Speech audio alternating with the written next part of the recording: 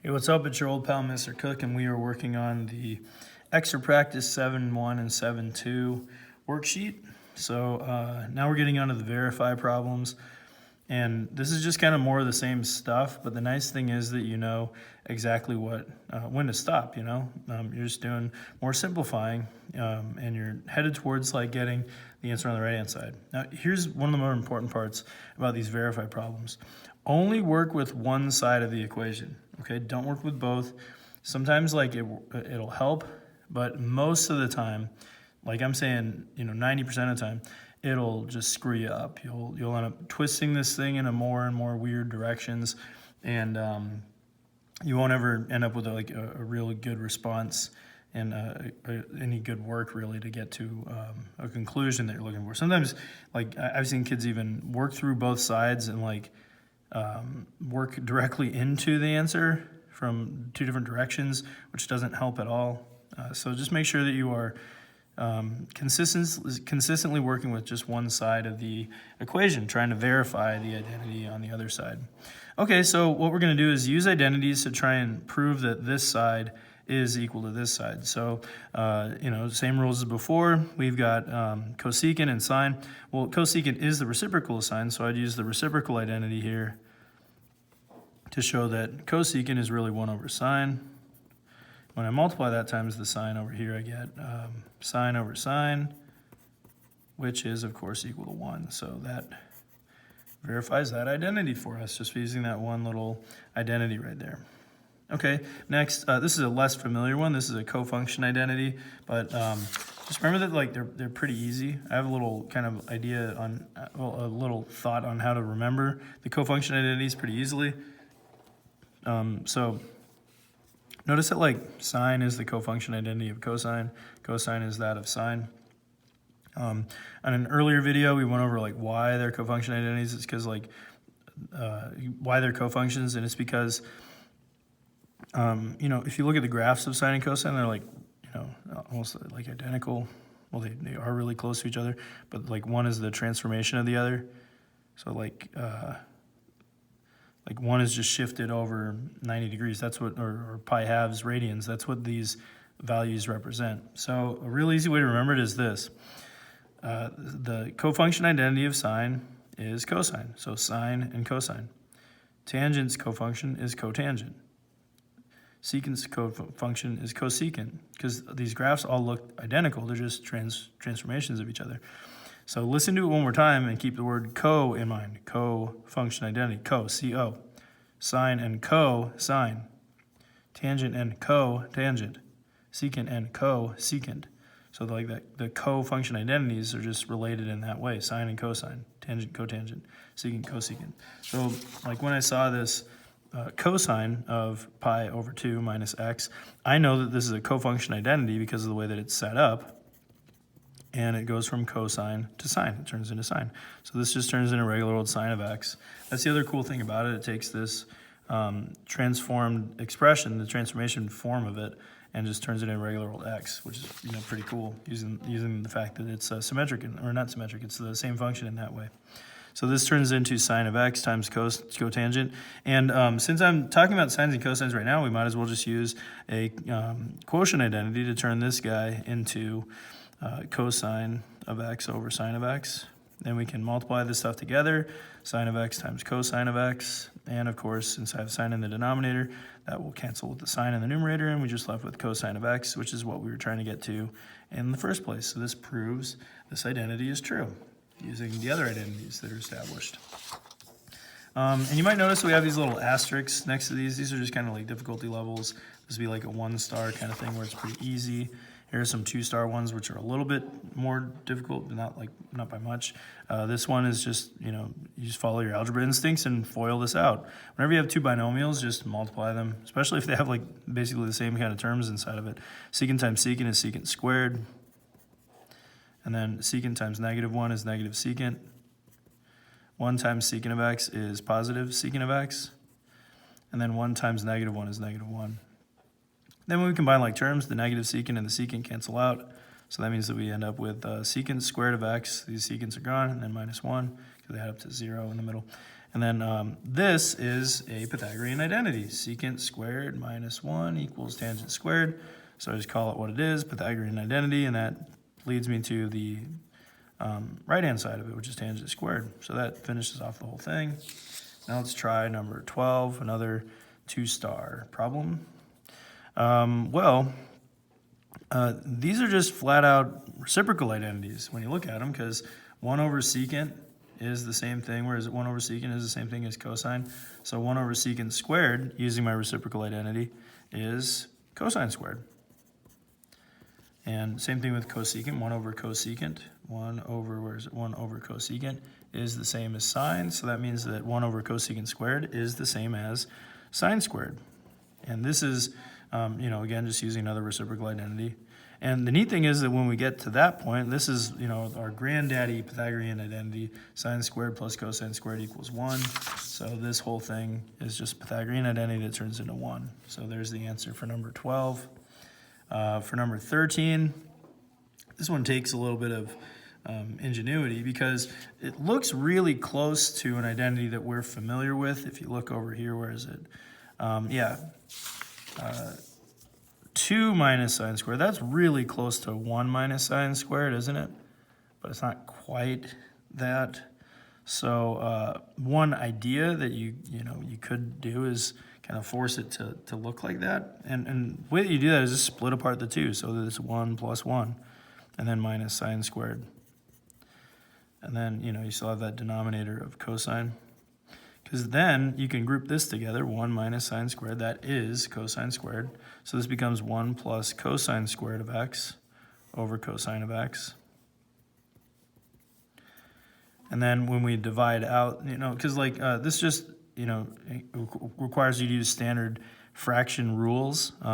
If you have something like this, x plus 2 over 4, this is the same thing as saying x over 4 plus 2 over 4, like it distributes the division in there. The same thing is true here, so we can split this fraction apart so that it becomes 1 over cosine, which is an identity, and then plus cosine squared over cosine. So it divides into both of those little parts.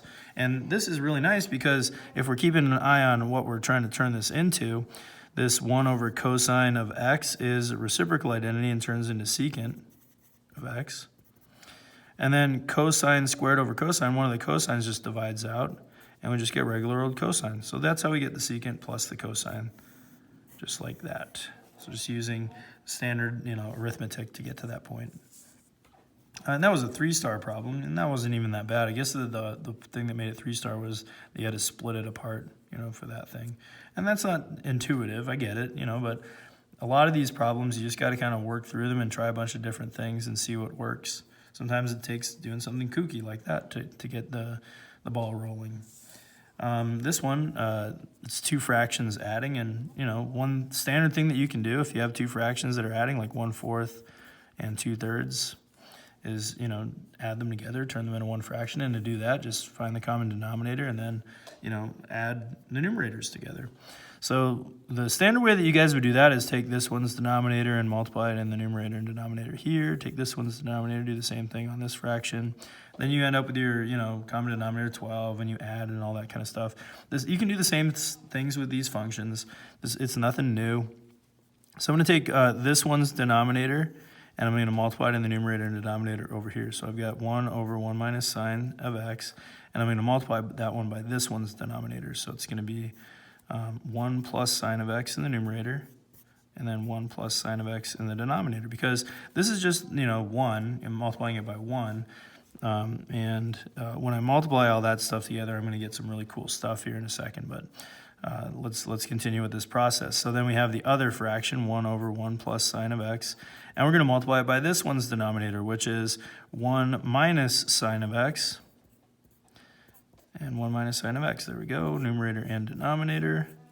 Okay, now what's neat about this is that the denominator, the way that it's written out now, we have these 2 binomials and their conjugates. So that means that we're going to get a difference of squares type of scenario. So in the denominator, it's really cool because that turns into one of our nice little identities.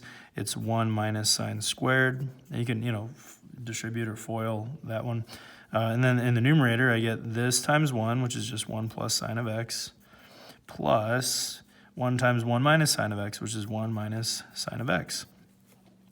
Okay, so let's combine the stuff in the numerator first. Not do too much at once, but, like add stuff together. So we get 1 plus 1, which is 2. And then sine of x minus sine of x, they add to 0, so it's just 2. And then 1 minus sine squared, that's an identity. That's a Pythagorean identity. That turns into cosine squared. And now let's take a look. I mean, we've just kind of been doing whatever with these problems, but let's take a look at what we're trying to get to. 2 times secant squared. We have the 2 right here, and that's 2 times 1 over cosine squared, and 1 over cosine is secant, so we would use a reciprocal identity on this part, and this would become 2 times 1 over cosine squared, which is secant squared of x, which is what we were trying to turn it into in the first place. So this proves the identity true, and we're done with number 14. Now on to 15 and 16. These are more 3-star problems, so we'll probably see something a little bit weird with each of these. Let's see what we get. So we've got secant plus tangent. Okay, so secant plus tangent. Secant is, I know that I can do reciprocals for these ones, because, if I got secant, tangent, and cosecant, that's a bunch of ratios, but I can kind of consolidate it in a sense, like turn it into just 2 ratios of sine and cosine, something that's kind of easy to manage. So that's what I would do with the secant and the tangent here. The secant, I would use a reciprocal identity and turn that into 1 over cosine of x. The tangent, I would turn that, using the quotient identity into sine of x over cosine of x. And then in the denominator there, I'd probably even change that one around. So that would be, let's see, that's another reciprocal identity, and that's 1 over sine of x plus 1. Okay, let's see what we can do with this. Well, now I see that these both have the same denominator, so I'm going to combine these into one fraction. So that would be, let's see here, in the numerator, that would be 1 plus sine of x, and then the same denominator, cosine of x. So that's my fraction in the numerator. Now divided by, and then let's do the denominator here, 1 over sine of x plus 1. Well, I could probably do the same thing here, add the fractions, turn it into one fraction with the denominator, but I need to find the common denominator first. So, with 1, that's really 1 over 1, so the common denominator between 1 and sine is sine. Since I already have that denominator here, I can just kind of leave it alone. But then I'd have to multiply this one by this one's denominator. So multiply by sine of x in the top, sine of x in the bottom. Okay, so let's see what we get with that. So that's equal to, the numerator stays the same because I haven't done anything to that. 1 plus sine of x over cosine of x. And then in the denominator, my fraction is now going to be, let's see, 1 plus sine of x. And that's nice because I've already got that up there, over, and then their common denominator, which is sine of x.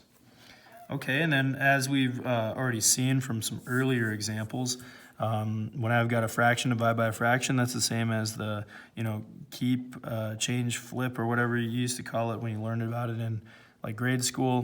When you have a fraction divided by a fraction, you multiply the denominator fraction as a reciprocal. So we take the numerator, 1 plus sine of x over cosine of x, and then we multiply that by the reciprocal here, which would be sine of x over 1 plus sine of x.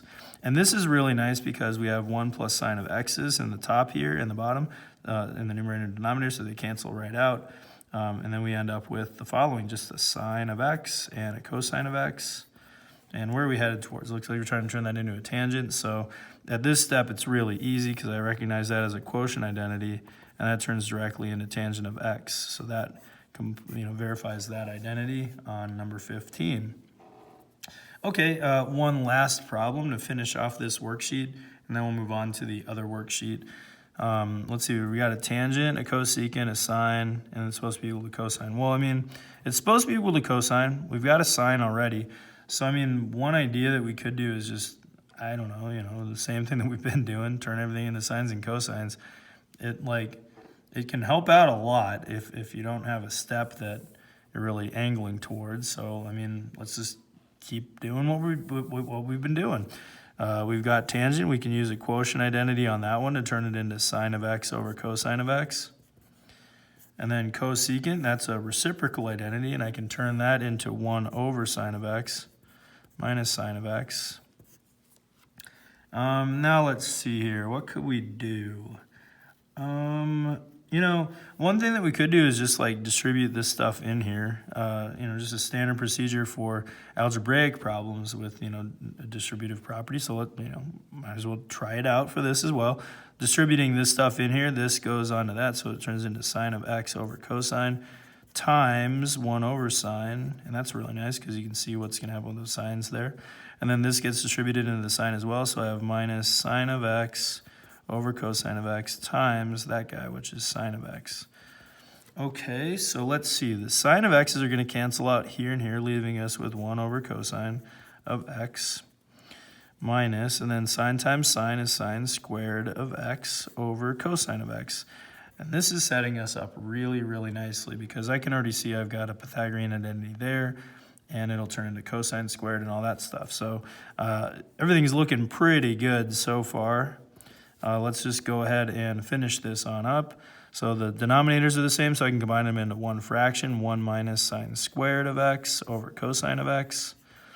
And then I recognize 1 minus sine squared. That's a Pythagorean identity. It just becomes cosine squared of x over cosine of x.